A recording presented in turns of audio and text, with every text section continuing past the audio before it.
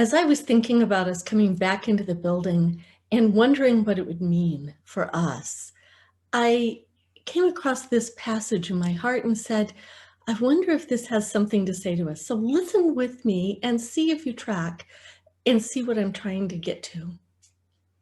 It says that we should not swear by heaven or by earth, because heaven is God's throne and the earth is his footstool, and that we don't have any power over any of that.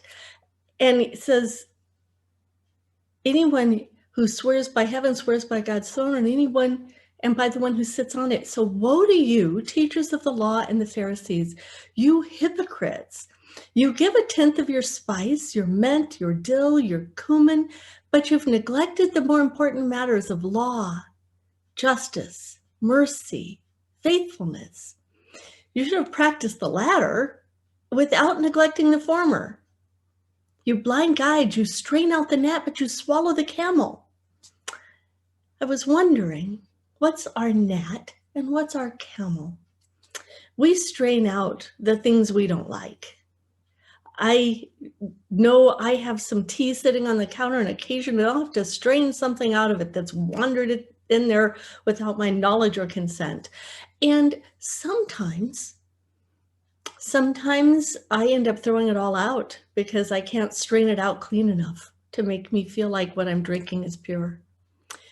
We strain out a lot of things if they make us uncomfortable. But do we strain out the things that make God uncomfortable? And do we keep in the things that make God comfortable?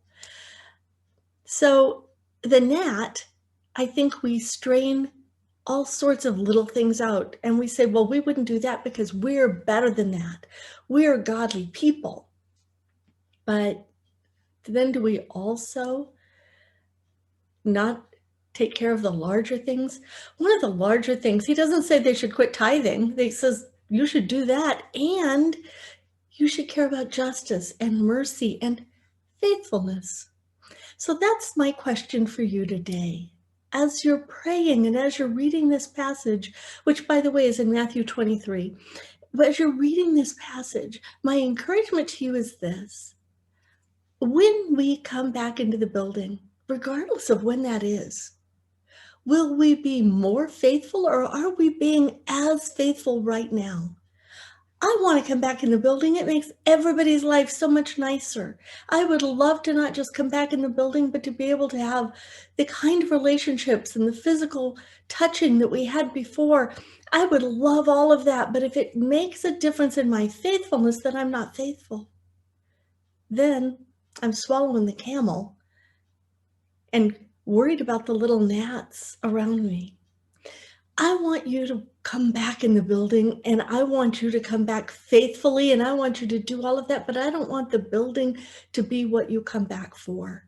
I want you to be faithful to God here, there, and everywhere there is air that God has given us to breathe. I want you to be faithful, and I want us to be able to have the gift of being able to come and worship together in person again. So please take care of yourself and be faithful to God above all things. Mercy, justice, faithfulness. Those are the camels, he said, we want to make sure not to swallow. We want to make sure and keep those specifically for God. They're his camels, not ours.